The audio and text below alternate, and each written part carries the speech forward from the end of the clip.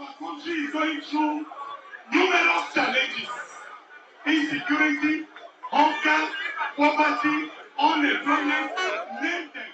And this change, the man that represents that change, the party that represents that change, is no other party than Labour Party. In Ibadan, Oyo State, the presidential candidate of the Labour Party in Nigeria, Mr. Peter Obi, says there is a beautiful land far, far away in Nigeria. I am willing to take you people there. On the other side of it, Pa Adebanjo, 95 years old man, the Afenifere leader, says, ignore Tinubu, Obi and Dati are the future. They are the ones to rescue Nigeria. This is the echo chamber of what Obi has been saying. I and Dati Ahmed, we are the future. I assure you of our commitment to build a better Nigeria. Our past will not be our future. Those people are our past. I and Dati represent the future of Nigeria. And he breaks it down by saying, to the southwest, I will make you the financial hub of the nation. Southeast, I will make you the industrial base. And to the north, you will be the basket food of the nation. Not only will you feed Nigeria, but we will export food. And we will, through you, make Nigeria less dependent on oil. Because other industrialized nations like America, they have oil, but that is not their major source of income. Meaning that he will turn Nigeria from consumption economy to production economy. And when he does that, Naira will appreciate. The common man on the streets will have food to eat.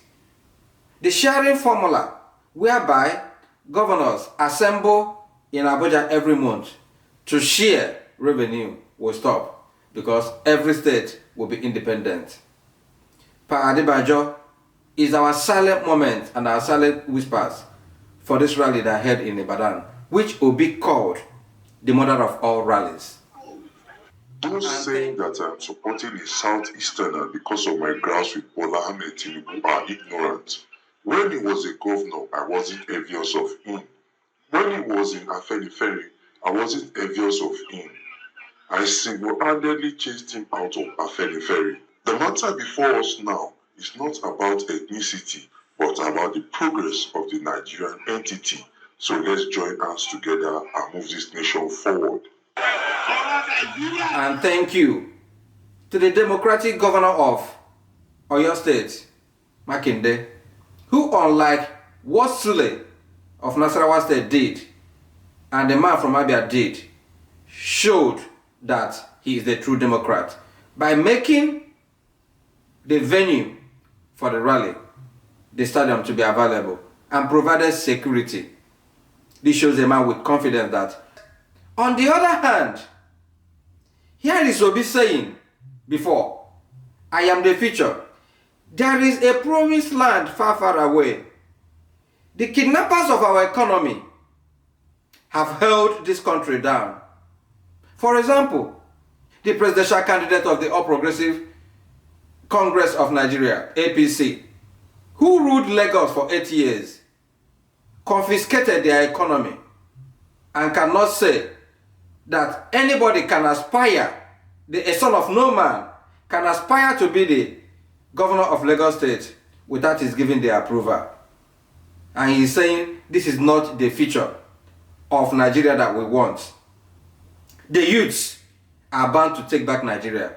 But the question I'm asking the youth is, apart from large gatherings and large presence at the rallies, are you willing to join Obi and Dati to this promised land? Or will you act like these youths from Anambra who have been bought over and they are saying this? Future. Truly, P2B presidential sojourn is a sabotage to Ndi Igbo. What he has only succeeded in doing is increasing APC's chances in winning the election by depleting the votes of the Southeast for PDP. The implication is that Southeasterners will have to stay out of power for a minimum of another 6 These are the youths. This is the main reason why Buhari said that our youths are lazy. You are becoming a political hatcheter. Politicians will use you and dump you. The future of your children not secured.